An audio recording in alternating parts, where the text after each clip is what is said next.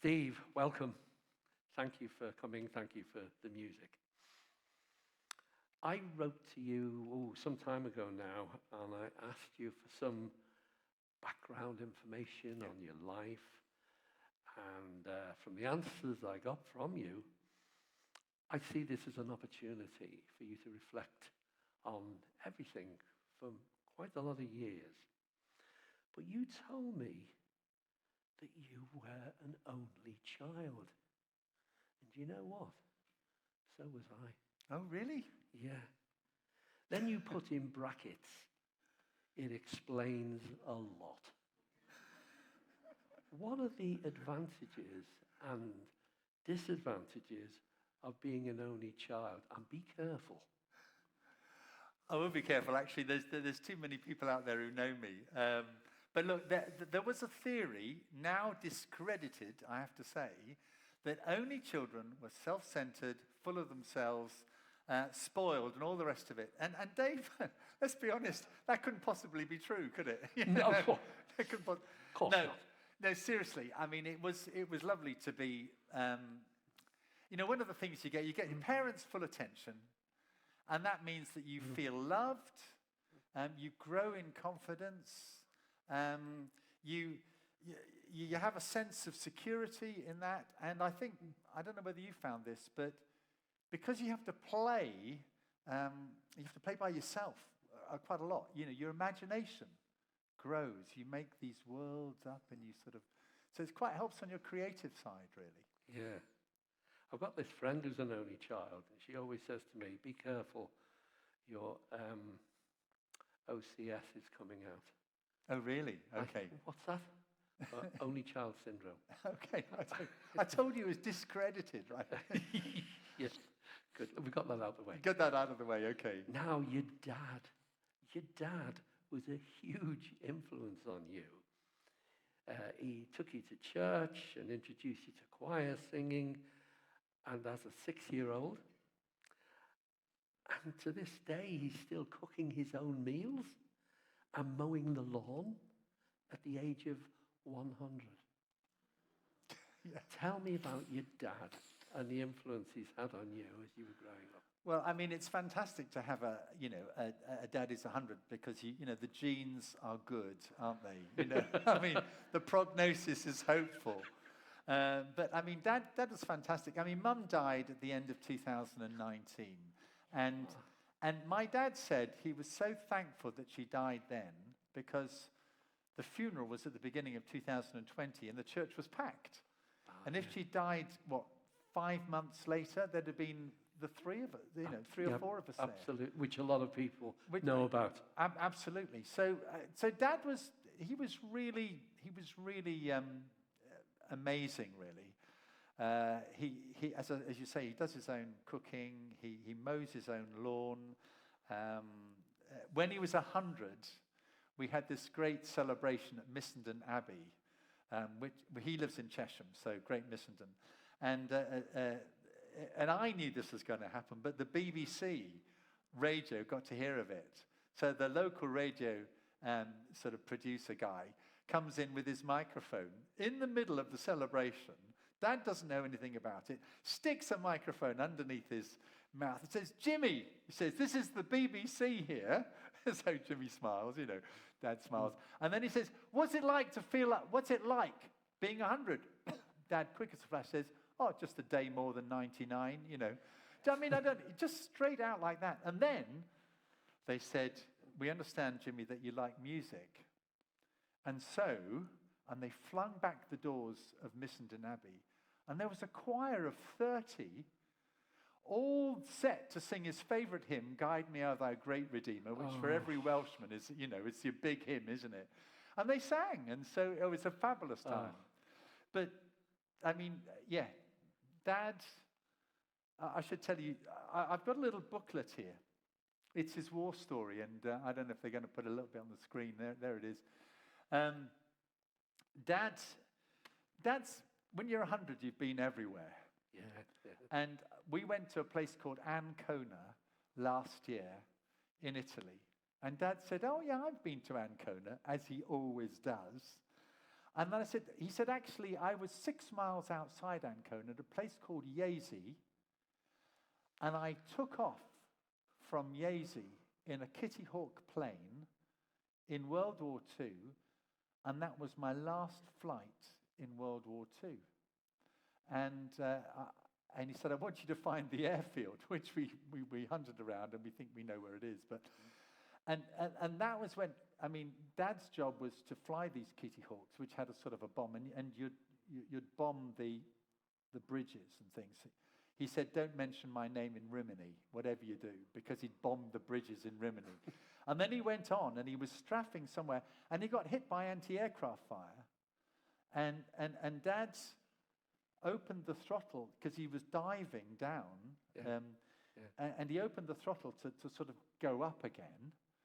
And as he opened the throttle, the cockpit filled with flames and with smoke, and Dad knew that he couldn't do that, so he just was trying to eke his way up, because to bail out of a Kitty Hawk, he knew the plane was gone. You know, what you're supposed to do is tip it over and drop out. But of course, if he was that low and trying to climb, if he turned it over, he would have just gone straight down. So he was pushing himself up against gravity, and Dad says he tried twice, and he couldn't do it. And he thought, this is the end. And then he thought to pray, and he just said, God, very short prayer when you're in an emergency, God, you've got to get me out of here. And the next thing he said was he felt a hand flip him, and he moved from the cockpit with his pack on, for his parachute, about 2/3 of the way down the wing. And then from there, he bounced down, missed the tail, pulled the cord after counting 5 very quickly, and felt it open. He slowed up and landed in a field. Everybody thought he was a goner, that was it. Dad, he died. They saw the plane going down. They didn't see the parachute. And anyway, he landed in the field, started to wrap it all up, and then, the Germans, he had this voice behind him, Englander, halt. So that was it. Dad was then captured, went to prisoner of war camp, went to Stalag 7, and so on and so forth. But and it's an amazing story, and I do have some copies if you want to read that story. But the thing is, I was that close to non-existence. Yeah. That close. Yeah. So good old Dad. And that was Dad, now the son. You left college at 22. You worked for Rolls-Royce and then Matchbox Toys. Yeah, from big to little, yeah. You then worked at a church in London as Yeah. a music director and student worker. And then you felt called to study for the Anglican ministry, but it wasn't until you were 17 that you really considered that Jesus was real. This involved a lovely girl inviting you to a youth group. What happened, and what did you see in her? Well, first of all, I have to say that wasn't the person I married. That wasn't your wife, by the way. No. This is dodgy now. But no, I was sang in the youth group, and her name was Rose, or Roz. And she just came up to me. I was at St. Mary's Chesham, and she said, would you like to come to the church youth group? Thank goodness for church youth groups, by the way. That's when people become Christians. That's the biggest number. And she said, come to the youth group. And I said, yeah, sure. Where are we going? But I was just following her. And I ended up that evening going into this youth group, lots of people my age, and they started playing songs on the guitar.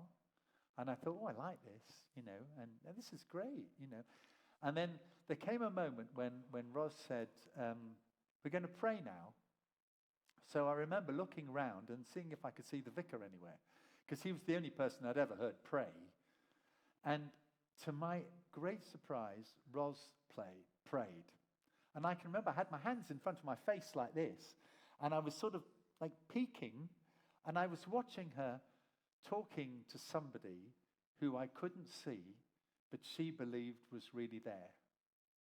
And I thought at that moment, I blushed actually. I thought, she's got something I haven't got. So that was the start of it, yeah.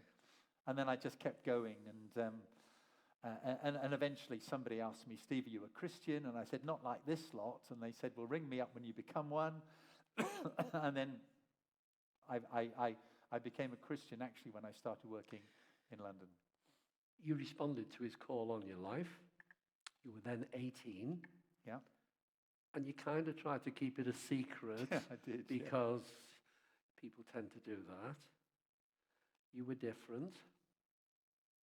Why do you think a lot of us are afraid to confess our faith in public? That's a great question. I mean, for me, when I became a Christian, I didn't tell anybody, but they knew straight away. I think they just knew I was part of them. And it's very hard to keep that kind of thing quiet, actually, especially because I knew I wasn't, and now I was. I think we're worried about what people will think about us.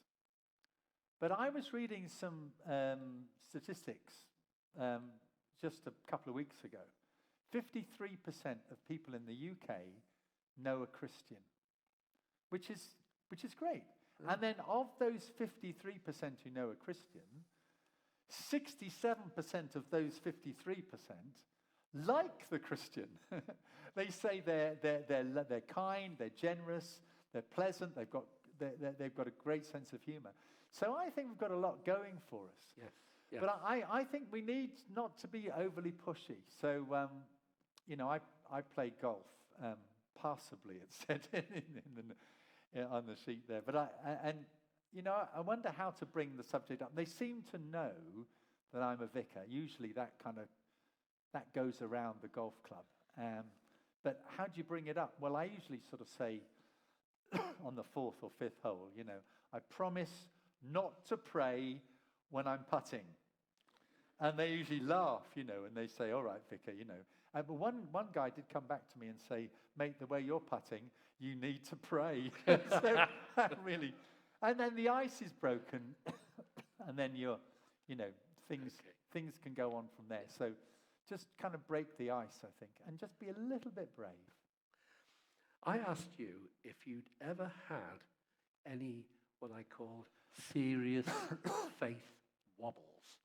And you said, not really, but as a minister, as a vicar, as a church leader, could you just share with me maybe one desperately sad or difficult event that's tested you? Well, two spring to mind, David, but I daren't talk about. I mean, one was a young 5-year-old who had cancer, and that was so difficult. But God helped us in that. But the one that I will talk about was one that happened in Canada, and it relates to music. So I'd just done this album, and on the album I'd got a choir from my church in St. John's, Shaughnessy, Vancouver, and they all came and sang, and we did a song about Lazarus. Your Brother Will Rise Again, it's called. And a few weeks after recording it, one of the singers on that was in a van. He was traveling. He'd done a concert, and they slipped and went off a road in northern BC, and they went over, and he died. And in fact, they all died, which was awful. It's a rather like these 4 young lads who've died in Wales. It's just absolutely tragic. And we all met, and we all sat round, and we were crying, and the music group had all come to somebody's house, and I'd only got one copy of this CD, and I just happened to have it, and somebody said, didn't Don sing? His name was Don Reben. Didn't Don sing on that song, Lazarus? And I said, yeah, he did. And we played it, and there's a bit in it where I sing, For your brother will rise again. And then the guys echo, just a few of them, but Don was the principal one. And he sings, for your brother will rise again. For your brother will rise with the glory in his eyes. And we heard Don singing, for your brother will rise again. And when we heard that, then we all burst out into tears again. And then we said, we've got to tell his parents. So I was taking the service, and a couple of the music group came. So then we went to see his parents, who were Christians. And then we said, look, this is awful, but, we want to play you this. And they said, we can hear Don singing this. And then they burst into tears. So then we burst into tears again, because death is actually horrible. But it was as if, his mum said, God has given us this. God has given us this. We want you to sing it at the funeral. So then, there were like 20 of us singing this at the funeral. And if you can imagine us trying to sing and cry, I was practicing the song the other day, and I couldn't get through it. I mean, even now, because I'm thinking of Don, and I'm thinking, oh, how awful that was. But what Don gave us inadvertently was hope. Yeah. And you can't live without hope. You can't live without hope, and that's probably one of the most important things, I think. You wrote to me and said that as a youngster, you wanted to see people singing the Lord's songs with heartfelt enthusiasm. Are you still full of that same enthusiasm today? I think particularly you share your time in Manchester. Oh, yeah. Singing the Lord's song. I read it this morning, actually. Psalm 137. Where by the waters of Babylon we sat down and wept. And then it goes, and our tormentors said to us, sing us some of your songs. And then they say, how can we sing the Lord's song? Because they were in Babylon. How can we sing the Lord's song in a foreign land? And yet that is exactly what Christians are meant to do. And so in Manchester, it's a lovely church, Holy Trinity Platt. And when I arrived, my first prayer, Dave, was, I just don't want to muck this church up. Because it was lovely, even when I was there. 450 people, average age 29. Ooh. There's a Royal Northern College of Music half a mile down the road. The musicians, I couldn't get in the band. They were that good, And Phil, who's playing drums, he was a Royal Northern College guy. And they were fabulous. But what we felt was we needed to sort of work out, how can we sing the Lord's song in a foreign land? And so we developed a vision, and there's a little slide that will come up. I don't know if you can see it, number 2. There it is. We developed this vision of building the base to reach the city. A lot of people become Christians when they're between 15 and 18. But then a lot of people give up Christianity when they're 18 to 21 at uni, and there's too many things. So we felt such a big student group in Manchester, 3 universities, thousands of students. Yeah. We all really focus on discipling, not just the young people, but we'll disciple the students. So we had a student group, we had 100, 120 coming on a Bible study every Thursday night. We'd do, and we paid for these 2 student workers. We invested in it. So important. And we did a gospel, we did the epistle, we did an Old Testament thing, and we got them confident in their faith. And of course, when they were confident and with the energy they've got and the dynamism, then we said, well, what about planting churches? And they said, yeah, sure. Yeah, we're up for it. And so our vision was to plant churches in Manchester, circle of churches in Manchester. And we planted 3 sort of decent-sized ones. They all grew to a massive number. And then we did these little micro-churches as well, where we planted churches in multi-ethnic areas, poor areas, with Kurds and Iranians and Iraqis and so on. And seeing them become Christians was just fabulous. So I think I just want to encourage you and encourage folk here that, there are young people singing the Lord's song. The next generation are singing the Lord's song. And they're singing it boldly and courageously. You're married to Rachel. You have 3 lovely children and 4 grandchildren, I think. 5. 5? Just got a new one. Wow. Yeah. Baby Grace. At least we think that's her name, but her mum is changing her mind all the time. But don't say I said that. She's, Baby Grace, we call her. And she's just a sweetie. So lots of princess dresses. Yeah. So, Rachel. How did you meet Rachel? And why did she make you ask her 3 times to marry you? Yeah. Well, she's here, so she will tell you her side of the story. But as I understand it, so I saw her in church one Sunday. She'd come visiting St. Mary's Chesham, where I was, and I saw her about 5 rows in front of me, and I thought, I think I'll join the welcoming team. I think I really want to say hello to this girl. And it's terrible, isn't it, really? But my mind was somewhat distracted. So she was leaving at the end of church, and I thought, I just got to get to the door. And I was blocked in by these lovely old ladies, but I couldn't really knock them over, so I just jumped over the chairs and over the pews, and I rushed to the door, and just as she was there, oh, hello, so nice to see you. What's your name? My name's Steve, and she says, my name's Rachel. Anyway, so we introduced ourselves, and that was nice. And then she kept coming back on Sundays, and I kept chatting to her. And then I thought, I think I'll ask her out. So I said to her, would you like to go out for a drink after the evening service and discuss the sermon? That was my chat-up line. It's dreadful, isn't it? What a cracking line. Oh, it's dreadful. I mean, I'm so embarrassed. Anyway, so we had a lovely time, but the curate had winked at me as I was taking her out, and unfortunately, she saw that. So at the end of this time, I said, I'd like to see you again. And she said, well, I'm not sure with your reputation. Just like that.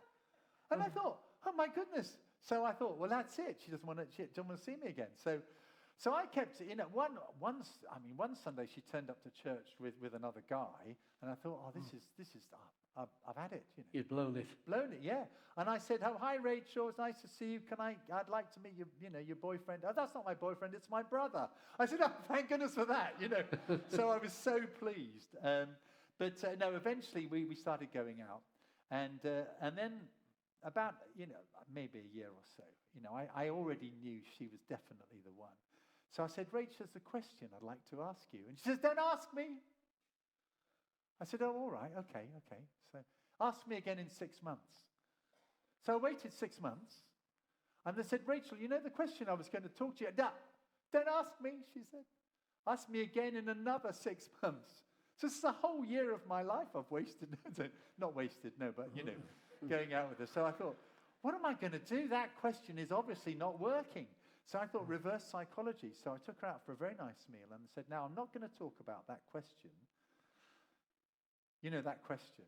And she said, yeah, okay. She says, but I think, if it's not going anywhere, we really ought to call it all off, you see. And she said, oh, no, don't do that. Don't call it off, So I said, oh, well, I suppose we probably ought to get married then. And she said, well, yeah, all right. Yeah, so that was it. Yeah. So, it's the most unromantic thing. They're really romantic. I know, that, yeah. But I discovered after, to be fair to Rachel, she had thought she was supposed to marry a boring accountant. Not that all accountants are boring, by the way. No. On this occasion. On this occasion, she said, I thought I was supposed to marry a boring accountant, and I really couldn't believe God was going to give me somebody I really liked. So that was a really rather nice thing, wasn't it? So That's good stuff. I think if I had been a boring accountant, she probably would have given up on the project. Yeah, no. Anyway, there you are. Okay. Rachel, have I said that all right?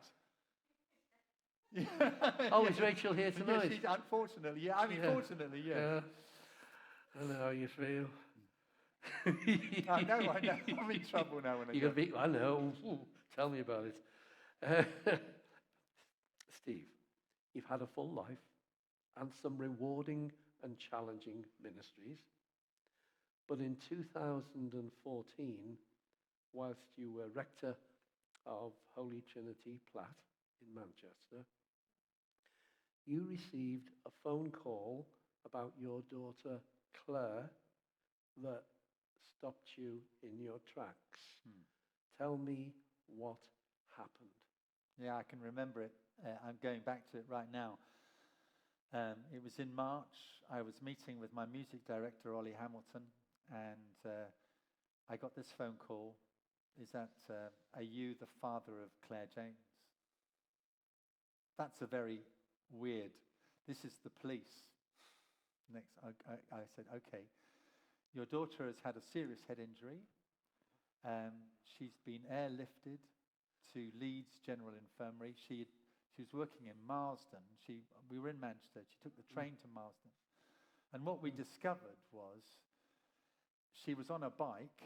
She was going down into Marsden. And it was a sunny day, and she always wears a helmet, but this time she didn't. She hit a pothole. She hit her head. And so the phone call said, you need to come to Leeds General Infirmary. She is seriously, she's being operated on as we speak. They airlifted her there, didn't they? They airlifted her from Marsden to the top of Leeds LGI, Leeds General Infirmary.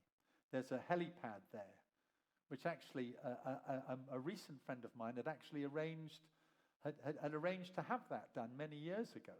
And he told me the other day, he said, oh, I arranged for that. I said, that probably saved her life. But anyway, so we rushed over to Leeds. And top tip, if you're in an emergency, you of course you take your phone, of course you take your money. But three things I realized I'd forgotten was phone charger, toothbrush in case you have to stay the night, and a pair of underpants, which is just useful. Anyway, we got there. We arrived at Leeds, and we said, we're here for Claire James, and they ushered us into a special room. There was free tea, free coffee, Kleenex on the table, and I thought, no, this is not good. This is serious. Yeah. So they came in, they said, she's had a very serious head injury. We've already cut a section of her skull out, a craniotomy, I believe it's called. To allow her brain to expand, and we think we're going to have to do something with the other side. They raised it in the end. You do realize that your daughter might die. And that message, you do realize your daughter might die, they said to us every day for a week. I mean, it was striking. I think they probably thought we didn't believe it, actually. But she was in ICU, which is the most senior, most serious ward. And there are two rooms at the back of ICU in Leeds. And she was in that special room, 24 hours. A nurse was watching her every minute of the day. We went in to see her. She had her head shaved. She had cables coming in and out of her. She was in an induced coma, and they kept her under for 3.5 weeks. So she was in a coma, and Schumacher had just, the whole Schumacher had just happened, and we knew that was serious. So, we thought, this is terrifying. And I think the whole thing was, it was awful, and yet people were fantastic. We came home to get the phone charger, the toothbrush, and the pair of underpants. We came home on the Tuesday night, and I woke up on the Wednesday morning at Platt, and my rectory's just opposite Platt Church. There's a stream of people, 7 o'clock in the morning, stream of people coming into Platt Church, 100 to 150 people had come to pray for Claire, which I even now, it just sort of makes me kind of goosebumps. We were looked after. The rector of St. George's Leeds arranged for us to stay in a hotel hotel apartment right next to Leeds General. 5 minutes, 34 seconds it took me to get from our apartment to Claire's bedside. 5 minutes, 30, gosh. Just in case, I needed to do it fast. And And then actually, I just to say, Andy Hawthorne with the message, his wife had had a head injury. Said, Steve, I'm paying for a week. St. Holy Trinity Platt, they paid for 2 weeks. It was fantastic. But when you're in that situation, first of all, you're completely thrown because you just don't know what you're dealing with. And you can't talk to, we'd go in and visit Claire, but of course she was in a coma. We ended up speaking to the nurse more than we'd talk to Claire, and we'd watch the brain pressure monitor to see that it wouldn't get too high, because if it got too high, that was curtains. Yeah. And I spent the first 2 or 3 days looking at that. And we learned a lot of things. But I think the first thing we learned was go a day at a time. A day at a time, because Rachel, bless her, she she began to plan to remodel the whole rectory, and it was something that she was sort of thinking, well, Claire's going to have to sleep downstairs. We're going to get a stair lift to get her upstairs. We're going to have a shower downstairs. And she remodeled the whole rectory. And then she said, why am I doing this? We don't know how it's going to work out. And we knew there was a promise in the Bible that when you're in trouble, God will give you grace while you're in trouble. But he only gives you grace for the day. Do not be anxious and fret. There is grace for the day. Don't worry about tomorrow. And so we just went a day at a time. I woke up in the morning, and I'd ring the ward and I'd say, how's Claire? And they'd say, no change, she's fine. I said, good, she's alive? Yeah. Okay, great. And so that was one of the key things I learned. You said to me, and immediately I was thrown back when you said it. You said, dying was not the issue. It was what? Yeah, well, yes, they told us every day that she might die because they thought we weren't taking that in.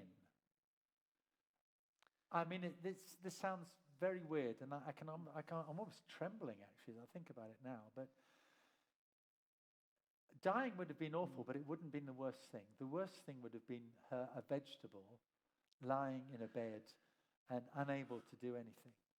Yeah. And, I discovered that friends of mine were praying either, Lord, save her or take her. Save her or take her. That was extraordinary. And I think there was something else as well that began to comfort us. And it was that I needed to read something. And I read a book by R.C. Sproul. It's a doctrine book. And it was on God's providence, God's sovereignty. And I suddenly began to realize that God knew and allowed for her to fall off her bike.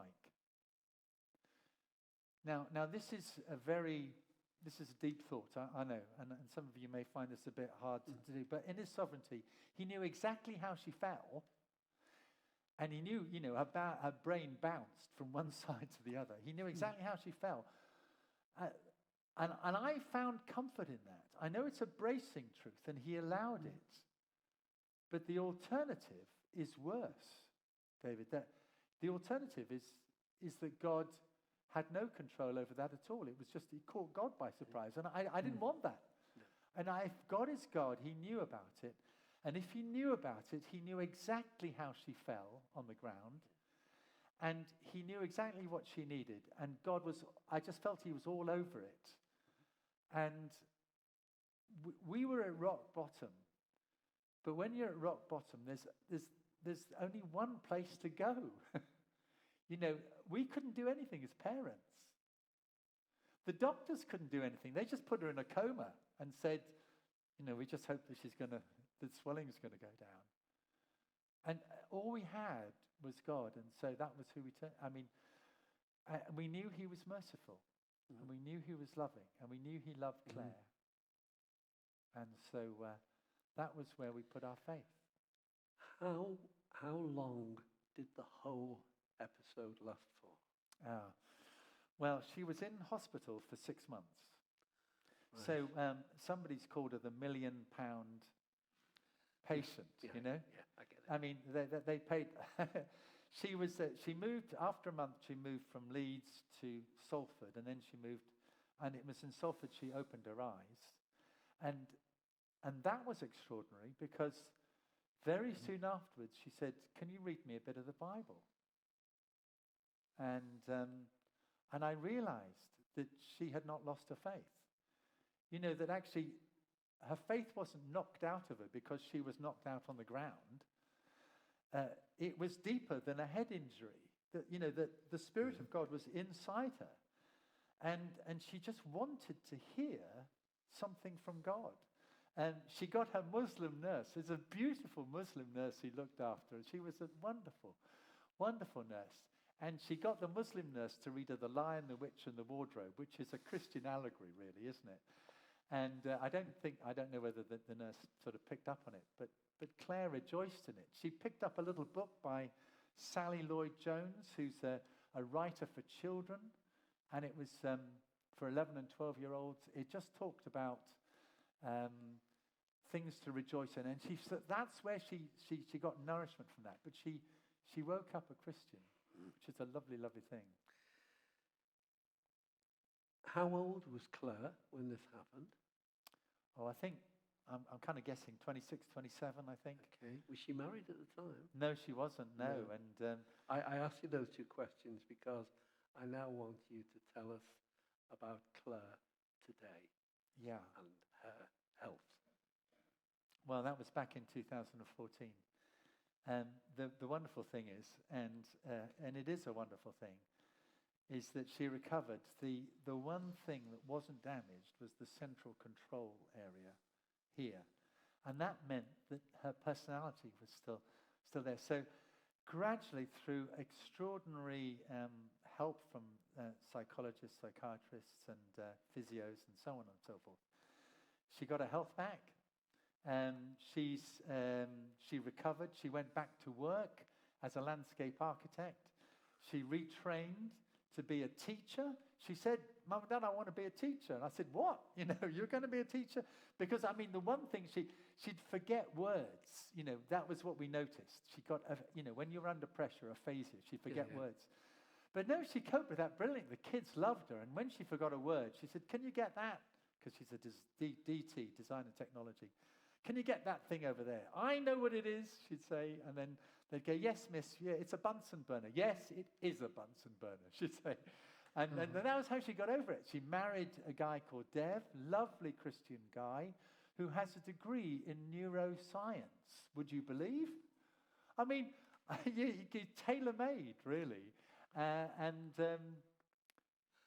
Come on, you can show the picture. Not that one. Next one.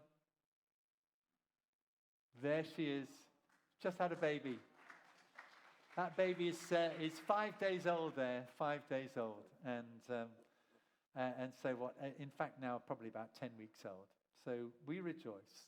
And she helps out with trauma, people with trauma head injuries as well, Headway. We've spent a lot of time on those two questions because they will mean a lot to you, to me, to people listening. And, that's important. And I said beforehand to you, we know what we're going to talk about, but we won't get through everything, and we most certainly don't. But that's been so important, what you've said. Given the mess that the world is in today, and people turning their backs on faith matters, how are we going to get people to reconsider what Jesus can do in their lives? Well, I've got two answers to that, if that can help you. The first is that people need to know that he's missing. And I brought this. I don't know if you can see this, but this is the notice board that housed the sermons at St. Andrew's, Bevington. And on the millennium, we ran a service on Millennium Eve, and I found this notice board against the door. And there's a little message in it. I'll read it to you. It goes like this. Dear Vic, that's me, vicar, right?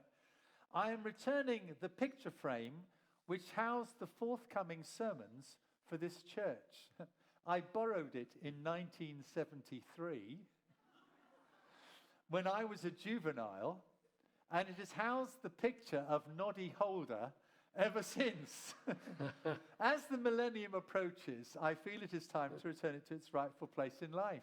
As St. Andrew's, yours borrower. And I mean, what's so wonderful about this picture frame, and I only realized it this week as I was thinking about it, is that we grow up in life with a frame about how to live our lives. And Christianity has affected every single part of our lives in this Western world. You know, the way that we think, the way that we act is because of Christianity. And so there's this frame, this outside frame. But what's tended to happen is that people have lost the story of Jesus from the center of the frame, the stories of Jesus, and they've put Noddy Holder or anything else in the middle of the frame, if you know what I mean. And so what people need to realize is, if you don't have a living faith in Jesus Christ,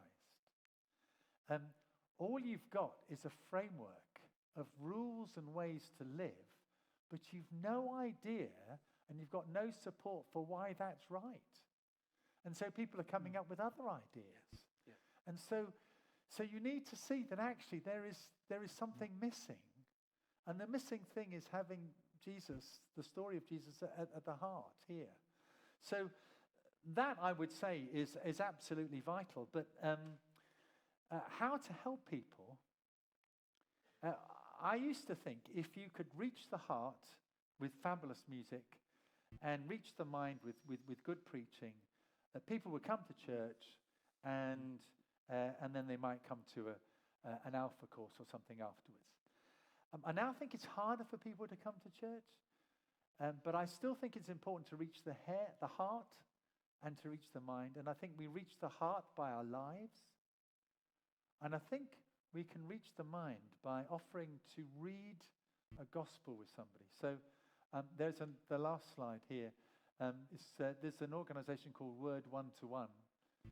There it is. And it's just reading John's gospel with somebody. And that might be the simplest way to introduce somebody to Jesus Christ. Now, it's a bit scary to ask. I'm going to ask somebody tomorrow if you'll read a bit of John's gospel with me. But I think miss out the middleman, miss out church. Just go straight there and just say, read John's gospel with me. Here are questions. Here are answers. They're all on the page. Let's just talk about Jesus and see where that goes. And I'm hoping he's going to say yes to that. So that, I would suggest, is probably the best thing to do. Thank you. Our time's come to an end. An hour goes like 5 minutes. I know that everybody says the same thing. A final question. Maybe more than any other time of the year, Christmas can highlight the ups and downs of life, as you found out yourself. Yeah.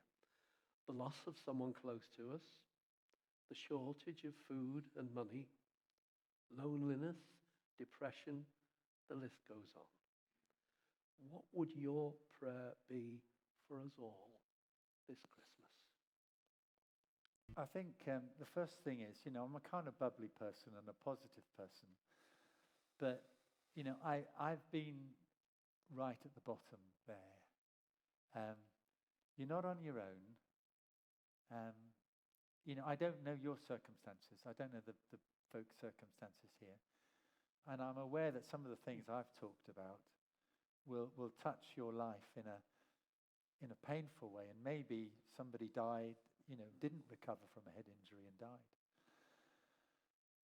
All I can say, and I think I'd probably just want to sum it up in the words of a carol, actually.